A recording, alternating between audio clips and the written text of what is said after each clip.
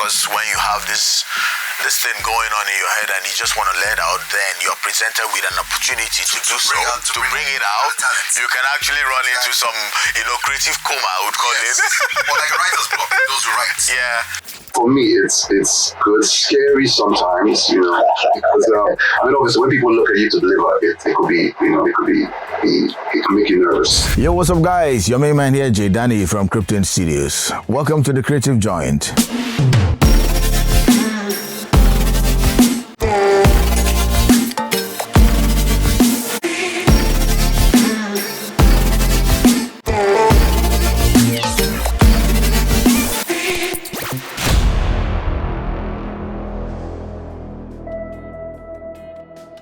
So in today's episode, I have a super talented and amazing personality we bring into the show.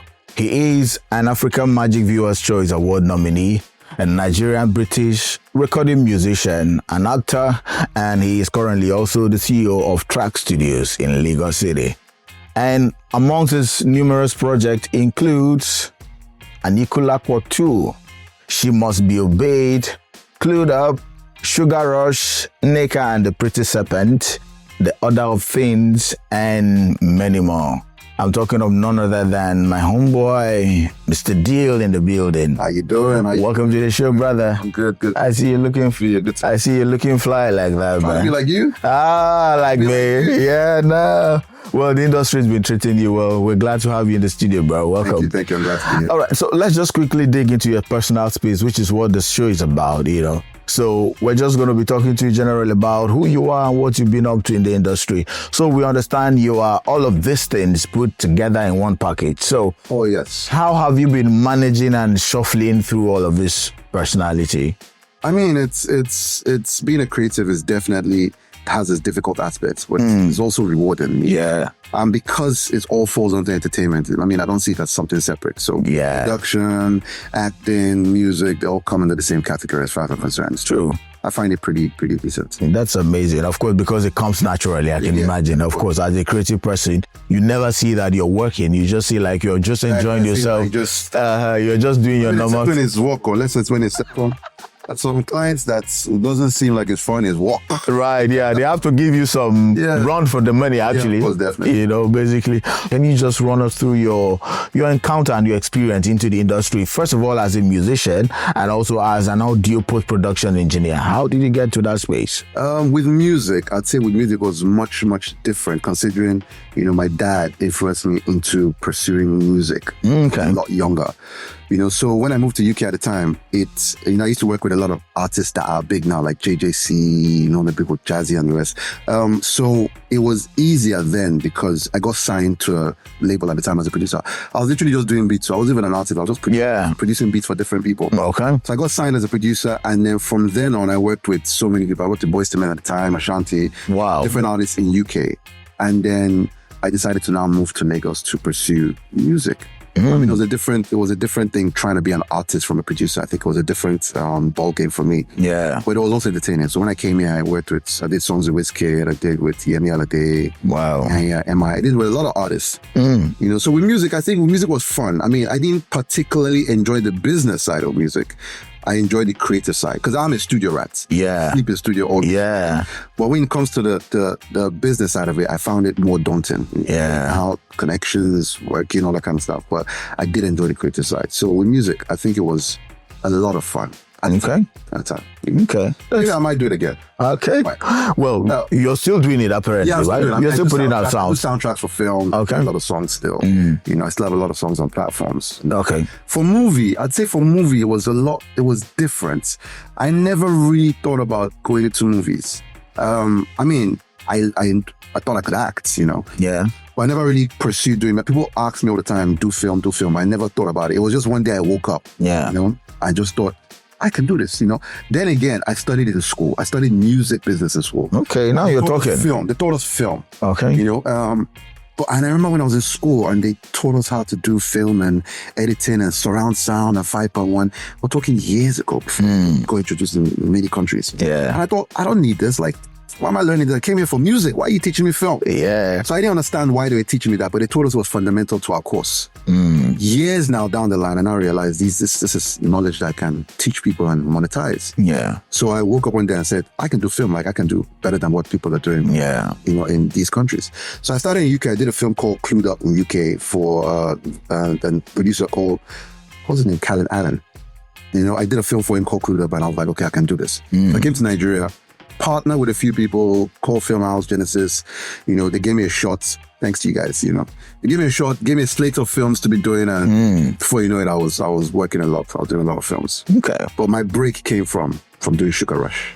That's amazing. Yeah. So once I did Sugar Rush, I think that was what just blew you like with the talk for Nigeria. People say, okay, this guy can do the work. Okay. Because obviously it's easy to talk, but once you deliver, totally different. Of course, a different. Once I did that, some people knew, okay, he can deliver. A lot more clients just started believing in what I do. And I think the rest is history from there. Amazing. I know the movie you just mentioned is like one of the top movies when it comes to Nollywood productions. Oh, and yes, stuff. yes. So, and of course, you've also been engaged with quite some top Nollywood productions, in different capacities. So, and I can almost imagine the feeling. So what is that like for you whenever you're sitting back and you're watching the work that you've been a part of, a creative process that, you actually was a part of bringing this to life? What's that feeling for you? I mean, for me, it's good, scary sometimes, because, obviously when people look at you to deliver, it could be, it can make you nervous. Yeah. I don't really, my friend is the one that actually, reminds me all the time about being started, because he's the one that was confiding in it. When I first thought I wanted to do movies, I was like, literally, I won't say laughing at me, I was like, what do you want to do with the movie? What do you know about me? Yeah. So when he sees me now, it's just like, stop. Like, do you know where you've come from? Do you know where you started and all that? So for me, I like the fact that I've worked on some pretty big movies. It takes different hands to make one. Of course. Take different hands to make one perfect cake. Of course. So every piece, every element works. And back in the day when I used to speak to producers and directors, they didn't care about stuff like that. Yeah. I remember I used to pitch, like back in the day I used to pitch, you guys need to change your sound, you need to do it like that. They're like, we don't get time, but actors, as long as we have the actors. They don't even want to budget for it. They didn't want to budget for it. They don't want to budget. So I just gave up, like, these people, they're not going to want to do anything. But I think when streaming platforms came in, Netflix, Prime, all these, I think it changed the landscape of the type of production value needed for the country. Definitely. About Nigerians, just like music, once they catch up to something, they just want to excel. So that's what it was. Everybody just wanted to excel in anything they do when it comes to film. Yeah. And that's when I started, getting calls and saying, can you do this? Can you do that? Can you do that? Wow. Because I could deliver. And because I was the first at the time to do surround sound. Yeah, mention that. Yeah, I was literally the only one to call when it came to releases, films, and surround sound and cinema. Yeah. So because of that, a lot of Genesis Cinemas slate of films, a lot of Film House I was doing it. My first year, I think I did about 12 films. Yeah. Which was a lot for someone who just started. Wow. But the key thing is that people didn't know I just started. It was like, I was doing this for like 10 years. But it was my first year. I started in 2009. Which is how you also building experience, Yeah, it was my first year, and, but I think I was happy that I was able to deliver the type of stuff they wanted. Yeah. And I'm blessed to have worked on a lot of top films. So that's a beautiful feeling, my guy. Yeah, I can tell you. It's a good feeling. Okay, so let's move on. I can truly understand, because when you watch some movies, you're just like, you definitely know these producers, they don't care about sound design and all that. Yes. So, but for you, you've gotten to that space where most people, of course, are beginning to wake up, because they just know that you can't just produce and deliver a proper movie production without budgeting and planning for sound, right? So for you, how does your process work? Now you've gotten into that space and people are believing in sound more. Of course, for your movie to get to certain platforms, sound has to be a thing, right? So how's your process whenever your friends and if I call you, okay, DIL, there's a project I'm trying to, this is the vision. Yeah. What's the process like for you to design and, deliver a proper sound for? The first thing I usually do is I would prefer to be consulted during the pre-production stage. Of course. But I guess sometimes it's not feasible for producers. But the ones that do call me, I mean, they usually call me when the film has at least been shot. So we discuss the film, we discuss the genre of the film, you know, how much time it's going to take to deliver. And then I like to usually watch a piece of the film. During the pre-production phase, I mean, that's a lot easier because we know in advance the sample palette, that's what I call it, of the type of sounds we need, the type of elements we need. And then it's easier to just get everything ready before the editing stage. So that once everything starts, we're ready to go. Yeah.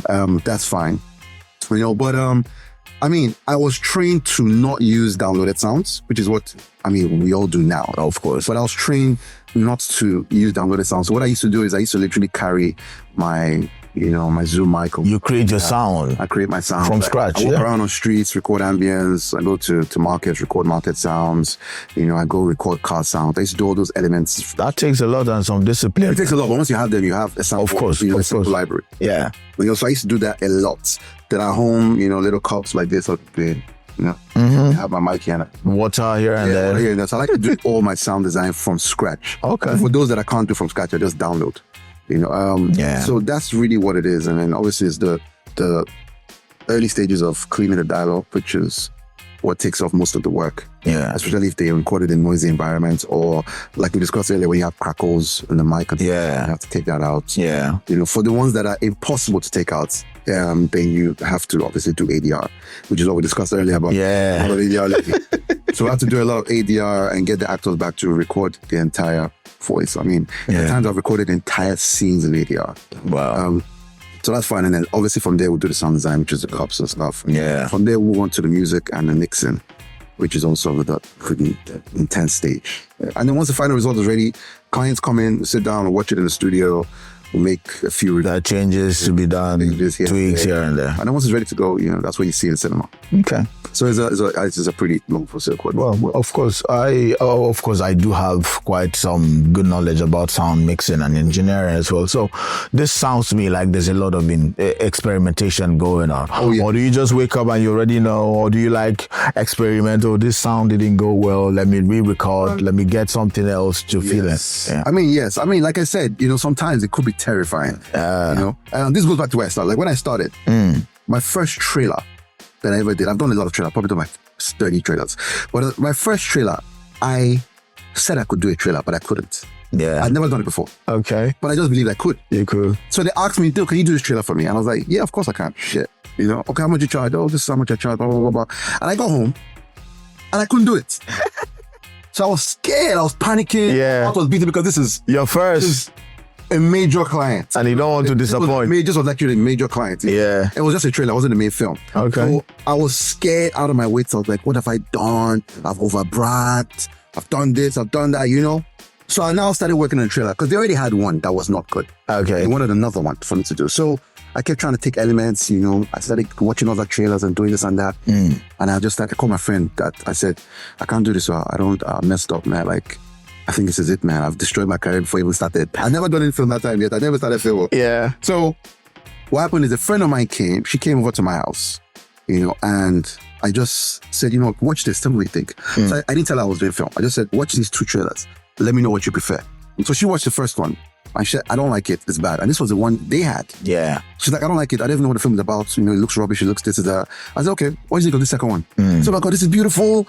Who did this? I'm gonna watch this film. I said, I was like, stop talking, stop watching me. He said, no, that this is actually good. Why? That's good. I said, because I did this. So like, really, you did this? This is really, really good. Yeah. So I was like, okay. So as soon as she left, I mean, motivation just came like, I just did the trailer. I sent it off next morning and I got an alert in the afternoon. Wow. So that was exactly how I started. Before you know it, that first year I did maybe 11 trailers. Yeah. So literally, there was a risk, but it was a creative process that I believed I could do. Yeah. Even though I didn't have prior knowledge, prior skills in doing it. There's always a first time, of course. It was the first time of that. So which I believe was the fever you had, you know, because when you have this thing going on in your head and you just want to let out, then you're presented with an opportunity to do so, to bring it out. Talent. You can actually run into some, you know, creative coma, I would call it. Or like a writer's block, those who write. Yeah. So that brings me back to your question of your experiment. Experimentation. Now I'm more comfortable with making mistakes. Yeah. You know, so I do experiment. If I feel there's something wrong here, I would present it to the clients. Yeah. Just to make sure it's not just in my head. Okay. If they say, no, I think it's still good. Yeah. And let it go. But if they say, course. I think I see where you're coming from, then we now work on how we can change it. I mean, we do. The thing about creatives is that you don't always have to see eye to eye.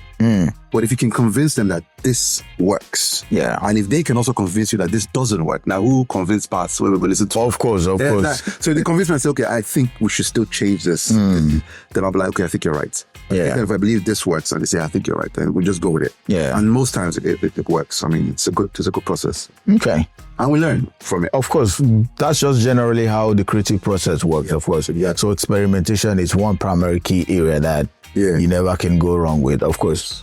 All right, guys. So if you're still here and you're watching this show and this kind of show appeals to you, kindly do leave us a subscription, do leave us a comment, a like, and we definitely will appreciate that effort because we're bringing this content to you. And I still have with me a super amazing and talented creative in the building, and he has been doing loads and loads of creative things in the industry. All right, Mr. DIL, let's proceed. So I can almost imagine. Not imagine, I know most of the part that, of course, getting yourself involved with a lot of creative process can actually lead to a point where you're like, will I say lack of inspiration at some point. So how do you constantly stay inspired, get inspiration for every project as they come? I mean, I guess I'm lucky. I think maybe what helps is I love movies. It's like doing music. I mean, you do music, so you understand to an extent. If you're not feeling the song, it becomes a difficult process. True. You literally have to force the inspiration to come through that. So I think what helps me is that I love movies. I love seeing the imperfections in movies, the perfect side of it. I love analyzing every element that goes into the film. So even if the film might not be interesting to the general people, I'm not looking at that. I'm looking at the little intricacies of what interests me. So I don't find any film I work on boring. Okay. And I find the whole process. I mean, time consuming might be different. It is. Time consuming, but it's not boring for me. It's just time consuming. So I find every element interesting to work on because it's all a learning phase. And I ask a lot of questions. Like when I started working at Amazon, for instance, on originals, I didn't know per se that their standards was different from every other standard. So I was always like, so what do you mean by you need it like this? What do you mean you need it like this? So I kept calling and asking questions like, explain. Yeah. I'm giving you what you want, but you're still saying it's not the format it's not, you want, Yeah. So then I said, okay, let me see your work process, and I'll set it to them. They say, okay, so what you mistake you're making is you're naming. You're not naming the files properly, so it's not ingesting the system properly. You're doing the work, but you're not naming it properly. So little things like that, you learn. So that was my first Amazon original project. I learned from that, and since then, every Amazon original I've done is literally no QC. I barely get QCs when I'm working now because of the learning process of what I learned from. Of course. That, I've been doing it before me. Yeah. So it's, I wouldn't say it gets boring. I'd say it just gets extremely time consuming. Of course. Yeah. And I can see you saw last night. What did I tell you? Hello. 2 a.m. Yeah. You're still on it. 2 a.m., man. Like ADR till 2 in the morning. It's crazy. It can also be fun because of course I know you enjoy what you're doing. So to an extent that will be fun. Of course, while you're still working, you could be having fun. And this will also lead me to the question of in all of the projects you've ever been a part of, either as a musician or as a sound design engineer, which would you say is the most challenging, and how did you overcome that particular project? Most challenges is always usually the early ones. Okay. You're still in the learning phase. Yeah. So for film, for film, I'd say it was one of my first. I think one of my first. The first official cinema film I did, which was Last Bus to Lagos. Okay. Yeah, Last Bus to Lagos. So I worked on that 2019. It was very challenging because we had a deadline of like 3 weeks. Okay. And then it was just me. I had no team. So I was literally just working by myself in the studio, just a lot of the elements, because the production value wasn't as, it's not like now. Yeah. 2019, production value of films then were not like when wasn't, of course. So it was challenging to clean sound, clean dialogue. There was no ADR time. It's not like now that we just tell actors, come. Maybe the right tools as well. So the right tools were not there. So literally it was time, because I was in the studio like this. You came to me at 3 in the studio. You see me take a power nap on the floor.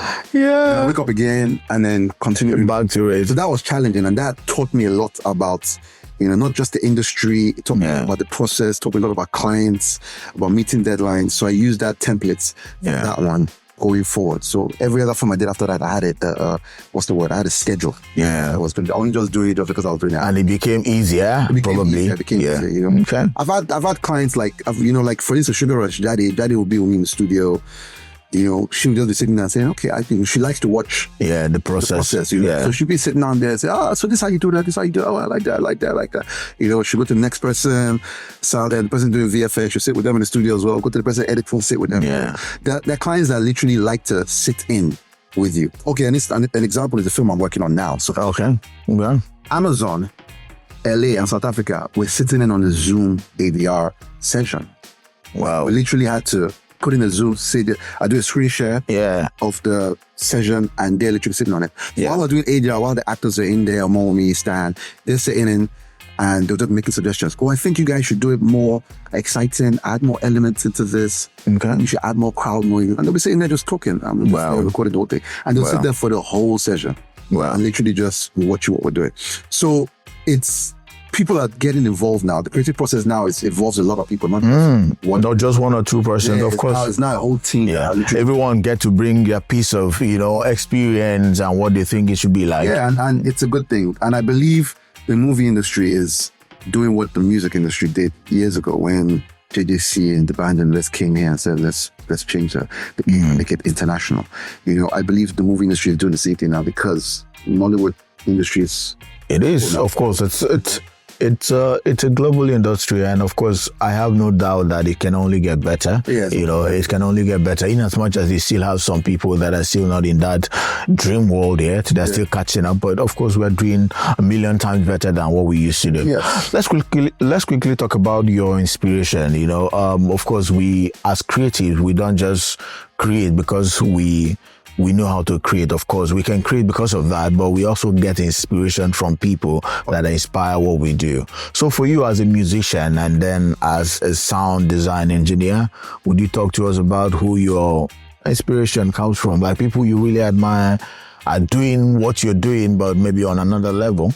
I mean, as a musician, let me start from saying as a producer. As a producer, I always admired Sarge as a producer. Okay. Because I felt he embodied the type of elements I wanted in bad guy in production. Yeah. So I always recommended people to him. I always said, if you want those that it's a tight vibe. With the Sarge. So in production, I'd say in terms of Nigerians, I'd say him. With Americans, I'd say he used to be Timbaland and Dre. Okay. I probably still is in terms of their mixing process. I used to love the way they mix their music. So I always used to try and draw inspiration from them whenever I was doing music. Okay. In terms of singing abilities and artistic work.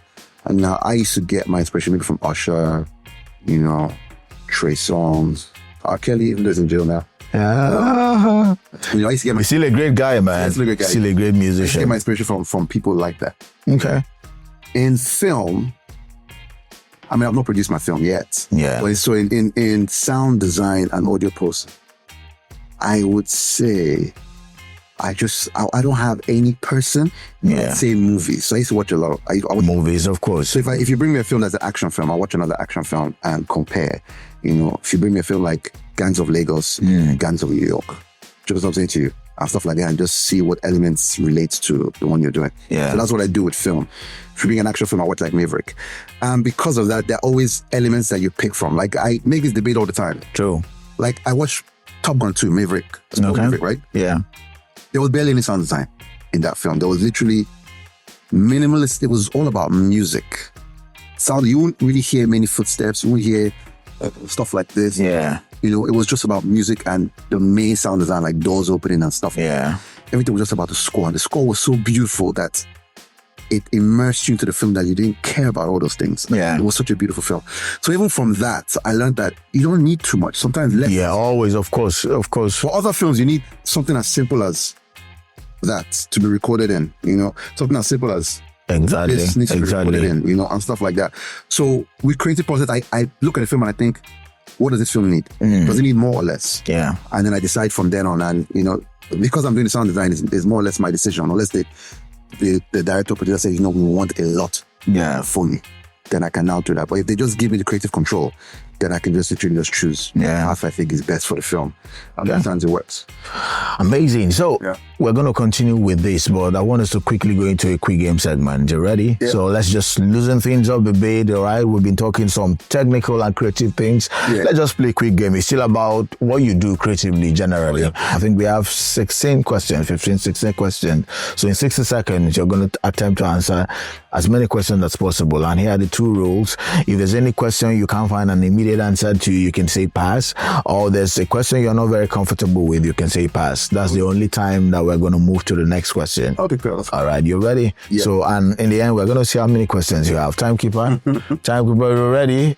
Trains? Are you ready for the time? You're sure you're ready? I really need the time. All right. Are you ready, Deal? Let's go. All right. So, question number 1: if you could collaborate with any artist, living or dead, who would it be? Oh, Michael Jackson. Okay. What's the weirdest place you found inspiration for a project? I would say we're the plane. Okay. If your music was a color, what color would it be? Oh, red, because it's blood. Okay.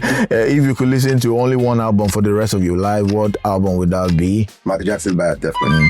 If you could time travel to any musical era, which era would it be? 90s music. Okay, the 90s. What's the biggest misconception people have about musicians? That they're womanizers. Okay. If you could headline any music festival, which would it be? Oh, Coachella. Nice. Describe your creative process with 2 emojis. What's that one? That emoji and sad. No, the one they're thinking. The thinking emoji. Okay. I think it's a light bulb emoji. I don't know. Okay. If you could use only one instrument to create music for the rest of your life, which would it be? Piano. Oh, the piano. Nice. Yeah. The time is up. All right. Oh, so if I cleared it. No, you didn't clear it actually. You got most of them generally, and that's a good one. Okay, so let's quickly move to generally as a creative, you have certain projects. For instance, as a musician, you have different songs, or maybe as an actor or as a sound design guy, you have projects that you've been involved with that, you know, this one particularly is dear to you. Okay. You know, would you want to mention those projects, maybe music or film that you've been a part of that, you know, this maybe because of a particular experience or this how this came about and it's just so specially dear to you? In my music, I would probably say when I recorded a cappella with Praise and Links. Yeah, I would say that. 2 songs actually, a cappella with Praise and Links, and a song I did with Yemi Alade called Temperature for her album. Okay. I mean, I'd say they're both dear to me because a cappella was a transform for what it was originally. Okay. Afrobeat song to an R&B song. Wow. You know, and then Praise came to my house one day and we were just playing around and he sang on it. And I said, you know what, I'm swapping the song, I'll do this one. So it was this kind of thing that came about from nowhere. Yeah. You know, and it ended up being one of my favorite videos and one of my favorite songs at the time. So that one is very dear to me because of the process that made it come together. Like, even when we shot the video, Links had to come and redo his verse on set while Praise was recording his film. My laptop was there and Links was rocking. Wow. So that's how, because of how it came together and people don't understand the elements, I'm thinking, wow, it came out to be a beautiful song and a beautiful video. Yeah. So that's one. With Yemi Alade's Temperature, the reason why that is dear to me is because of the process as well. I used dye on my head, so my face was like this when I did Yemi video. So when I got to London for the shoot, and I put eye drop. I can't remember what it was. I said, good eye drop, it clears your eye. You know, go. And I tried it, and my eye just started itching, and I started getting stuff. So I had to wear glasses all through the video. And then I now had dye. I don't know what to say with dye on my hair that time. I didn't need dye. You serious? Put dye on my hair. And you had a reaction. And I flew to London, and I don't know what happened, but when I got to London, I started getting headache, and my head started swelling. It started with here. Here just came out. Wow. So I get to the shoot, and Yemi's manager, Tayo, was like, I'm waiting to your face. I said, my guy, I don't know. So I had to literally do the entire shoot sideways. Wow. So I'm getting from this angle. Yeah. Swelling up. So I had to get it from this angle. Wow. I'm doing cycle foul, shooting the thing. People don't notice, but there's a scene I was walking down the street, you see it here goes like this. Wow. They will think maybe it's an effect, a special effect. Just didn't know because I was wearing glasses, so you even notice because the glasses just, okay, swags it up. Yeah. But after that, because we shot that day, we had a 2-day shoot. Literally on the 3rd day, my entire face was like this. Wow. So it was crazy. I was like that for a week. Like I had to rush to hospital. I had to do so much stuff. It was like, I'd never experienced that before. It was crazy. When I say it was like, are you okay? Go to hospital. Are you sure? It was crazy because I didn't know that people get what they call allergic reaction. Yeah, allergic reaction. It was crazy. So that one, I can never forget it because, it was like, I could never forget. So those are the two ones that are very different. And I love Temperature, the song. Yeah. Produced it as well. And I think it's a very, very beautiful song. Okay. Those are the two. For film, Sugar Rush. For film, Sugar Rush is dear to me because I love JayDany. Number one, I think she's a very talented producer and she knows what she wants when she's working on a project. Okay. And obviously because she gave me a chance to work on something without even knowing if I could do it. Yeah, you can do it. And those are the things I appreciate with people I work with. Like when I got the Sugar Rush project, the only thing she said is DIL. Said DIL, I hope you don't mess up my film. I said, trust me, it's going to be one of the biggest films of the year. Wow. But I was nervous because she didn't vet me. You know what I'm trying to say? Yeah. She didn't ask me, okay, what have you done? What have your work done? What are you going to do for this? What are you going to do? She just believed that I could do it based on recommendation. Yeah. From Dr. Sid. So she just believed if Dr. Sid said you're good, you're good.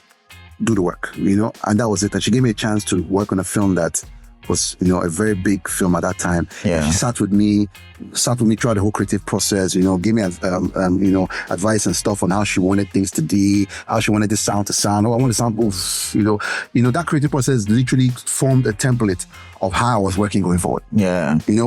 I said, so any client I work with after that, I was like, this is how it should be because this is how that is. So the foundation. Yeah, the foundation. This is how you need to show more interest in the work. Because some clients I'll just give you a work and just and then they'll come back at the end and say, what about this? What about that? I say, yeah, but I called you, and told you, should we do it like this and whatever you want, Well, with JayDany, I felt the process was so interesting because she literally monitors every single element and she's interested in the process as well. She's like, how do you do that? So you mean you change it from this to this? How is this? And she's so interested and I find that very admirable. And actually that's a good virtue of a good producer. Yeah, generally. definitely. That's how you know.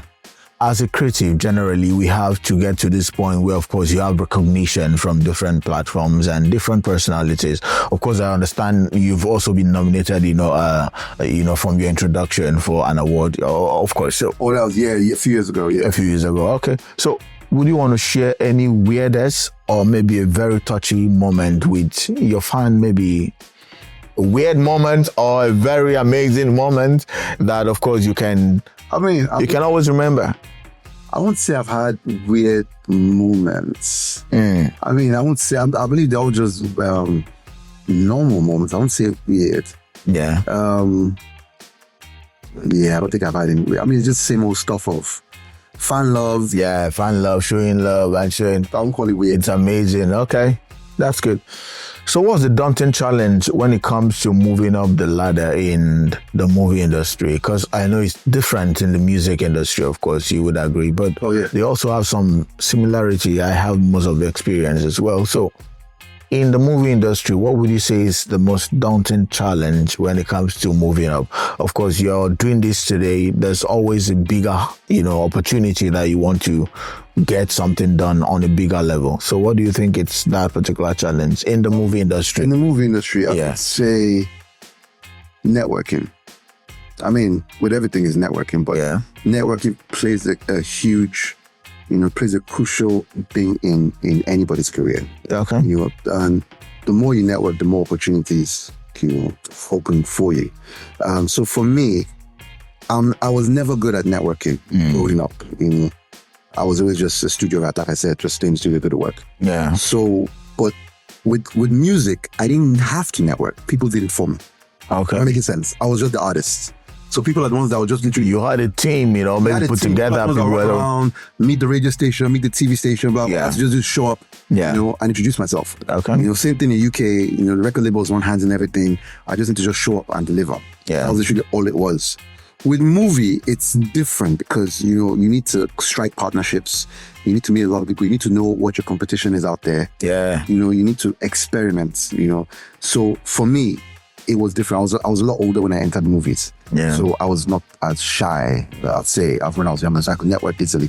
Yeah. But I find that going out going for all these premieres, going for all these events, it helps, move you up the ladder in terms of the type of people you work with, the type of projects you get, and the type of doors that open for you. Yeah. So I'd say networking is the key element in anything. Amazing. And here on the show at The Creative Joint, we can only wish you nothing but the very best. We know you're doing so much already, and then in just a couple of years to come, we know and we have no doubt that Hollywood is actually going to be calling for you. It's definitely going to happen. It's going to happen. So now let's talk about your dream collaborations and maybe project that you're looking forward to. You really, like I said, you're doing so much already, but there's so much more you want to do. Yeah. So are there any such projects that you're hoping to, put out or be involved with? You mentioned getting into producing your movies. What are those kind of movies like, or any such dreams? I mean, I would like to definitely produce my own movie. And something I didn't mention during my history of getting into film is, for instance, my younger brother is an actor. Oh, okay. My younger brother is an actor. He does a lot of films in Hollywood. Okay. So he's doing Gladiator 2, for instance, coming out this year. Wow. The Gentleman. He's done quite a lot of films on Netflix. So one of the things that got me to film was I go on set with him.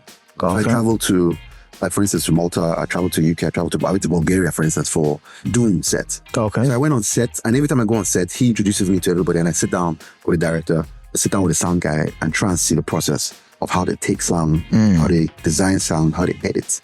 And those are one of the things I was like, so this hype.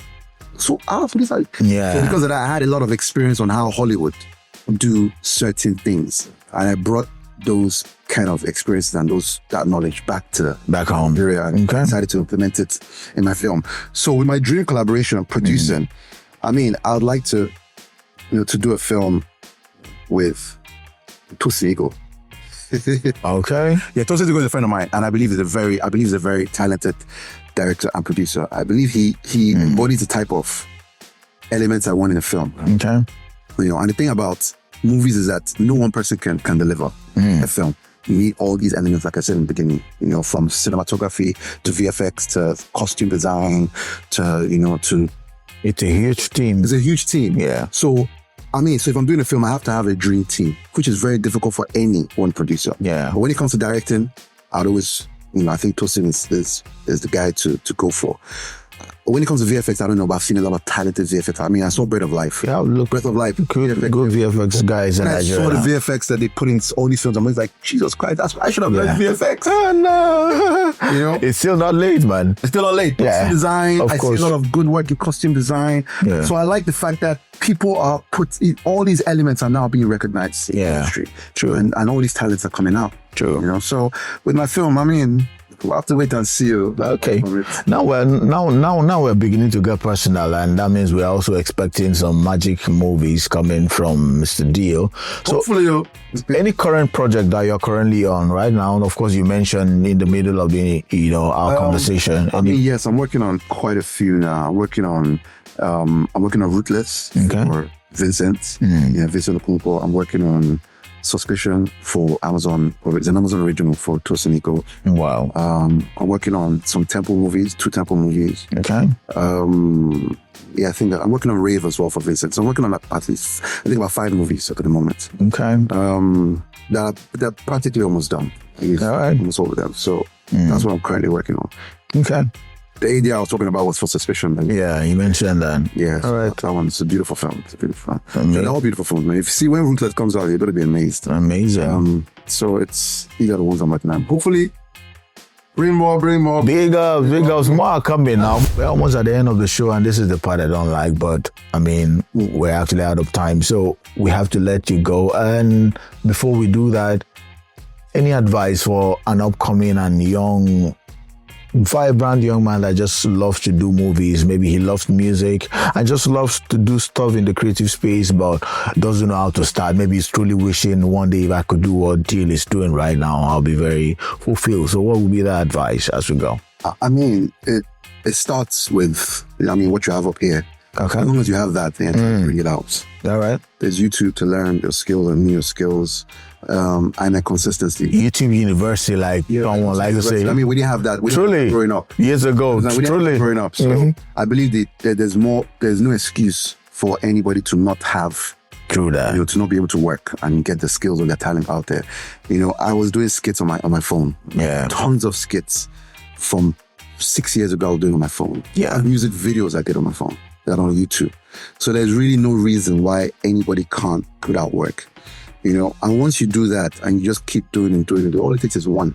Yeah. Recognized. Yeah. Go on. Remember I was doing quadruplet videos. Of course. I do remember the video very well. It's one of the content that I got to know you. You know, myself 4 times. I was doing it on my phone. On my phone and then put it on the laptop, and people were shocked. They thought I was a quadruplet. I was getting DMs and messages. Oh my God, I love you guys. 4 of you. Where can I meet 4 of you? I want to take a picture with you guys. Your mother must be blessed. You know? I was like, wow, these guys don't know you. Yeah. So, and those were done on my phone, and it's just something I just woke up one day and thought, can I do this? Let me try. And truly, no one is really doing stuff like that. Nobody was doing that. I was going to ask you why you no longer putting out like current, because it's time consuming, I know. Because if I wasn't working on all these films, I'll still be doing, you know, music and quadruplet stuff. So, you know, there's really no excuse. That's why I respect all these content creators that are doing this work, because they're bringing their phones. Some of them will just sit at home on a chair and do content that is so engaging. Of course. Do you understand? So there's no reason. You have a phone, you have a home.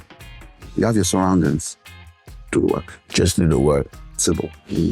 That says it all, Mr. DIL. Thank you so much for stopping by, man. We're glad to have you on the show. All right, guys. It's been an amazing time presenting. I've been here with an incredible talent. He is an actor, a musician.